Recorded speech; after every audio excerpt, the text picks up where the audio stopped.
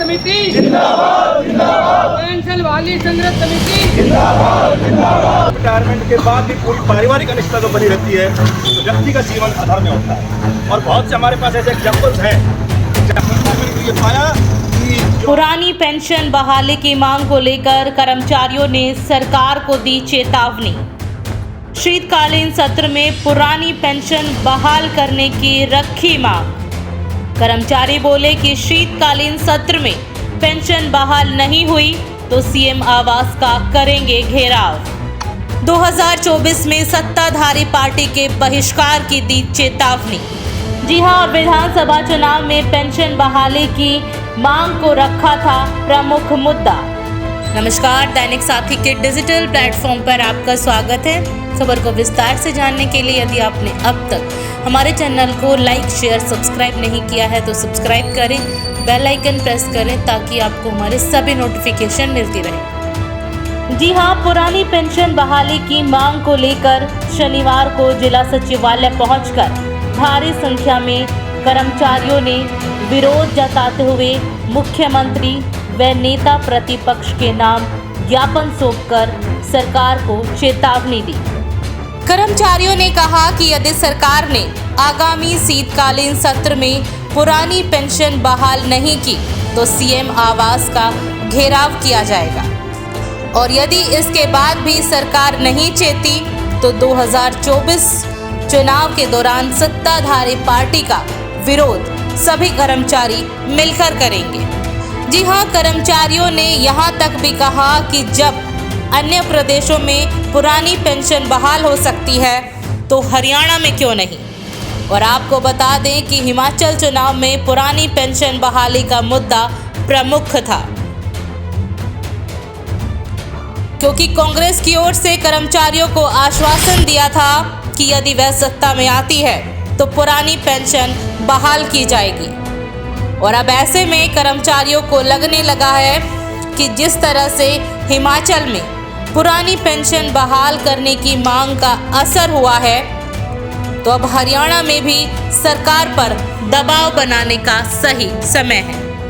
और इसी के चलते अब कर्मचारी पहले से ज़्यादा मुखर होकर अपनी मांग को लेकर विरोध प्रदर्शन कर रहे हैं। समिति जिंदाबाद जिंदाबाद, पेंशन वाली संघर्ष समिति जिंदाबाद जिंदाबाद। और भाई मैं एक बात को और कहना चाह रहा हूँ आपसे, भाई अनिल भी बात। रिटायरमेंट के बाद भी पूरी पारिवारिक अनिश्चितता तो बनी रहती है, तो व्यक्ति का जीवन अधर में होता है। और बहुत से हमारे पास ऐसे एग्जाम्पल्स हैं कि जहाँ ये पाया कि जो आपकी जो नई पेंशन स्कीम है या जिसको हम एक OPS और NPS के नाम से हम जानते हैं, ये हम सब, मैं इसी बात को आगे बताने के लिए हमारे बीच में हमारे बहुत ही संघर्षशील साथी, जुझारू साथी जो काफ़ी लंबे समय से आपके बीच में कराया जाता पहुँचते हैं, इरीगेशन डिपार्टमेंट से स्काडा डिपार्टमेंट के SDO भाई प्रीतम जी हमारे बीच के अंदर हैं। मैं उनसे अनुरोध, स्कूल में गए या किसी ऑफिस में गए तो जब लीजर टाइम आपको मिले, खाली समय आपको मिले तो बात चर्चा ये जारी रहनी चाहिए। आदरणीय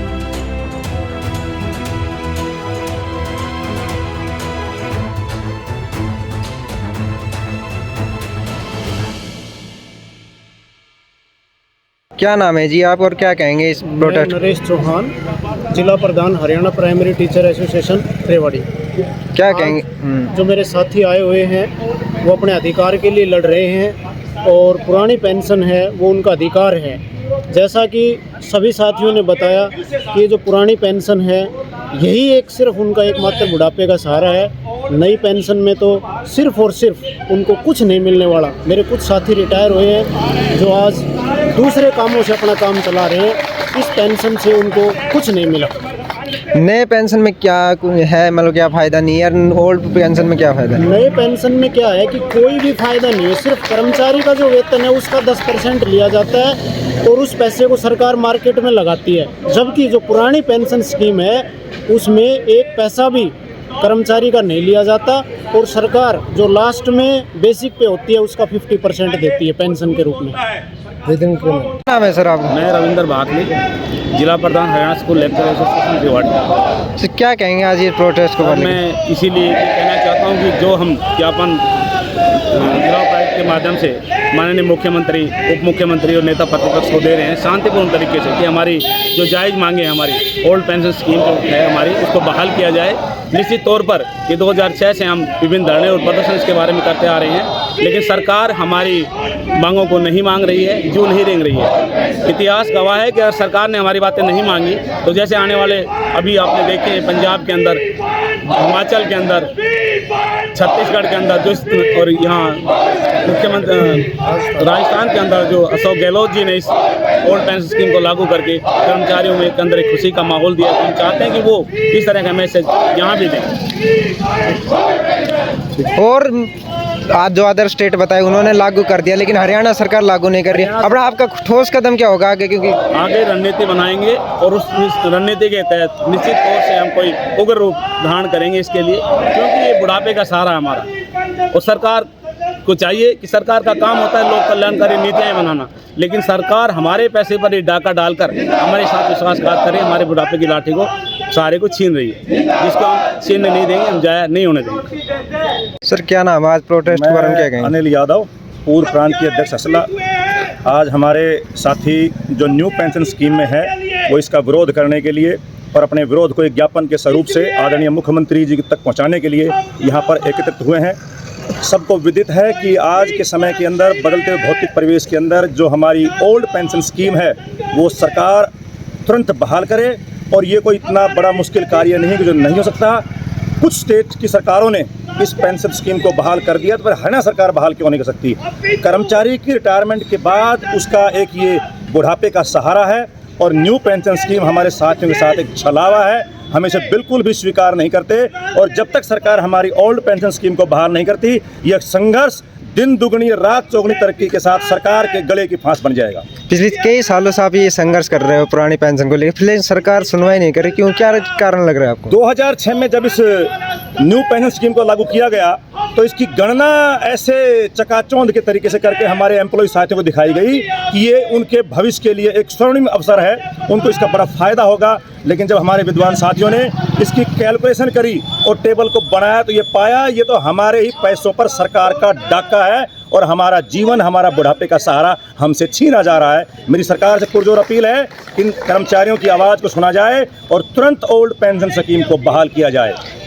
बार बार धरना प्रदर्शन ज्ञापन देते आ रहे हो पिछले साल, लेकिन आगे के ठोस रणनीति, मतलब आगे रणनीति बड़ी ठोस क्या है? रणनीति मेरे साथी ने अभी आपको बताया, ये हमारे संघर्ष की एक कड़ी है। ये कर्मचारी हैं, शांतिपूर्वक तरीके से अपना विरोध प्रदर्शन सरकार के सामने पेश कर रहे हैं, लेकिन सरकार जब हमारी बातों को नहीं सुनेगी तो इस प्रदर्शन को और भी उग्र किया जाएगा। आने वाली 26 तारीख को जनवरी के अंदर मुख्यमंत्री आवास का घेराव किया जाएगा।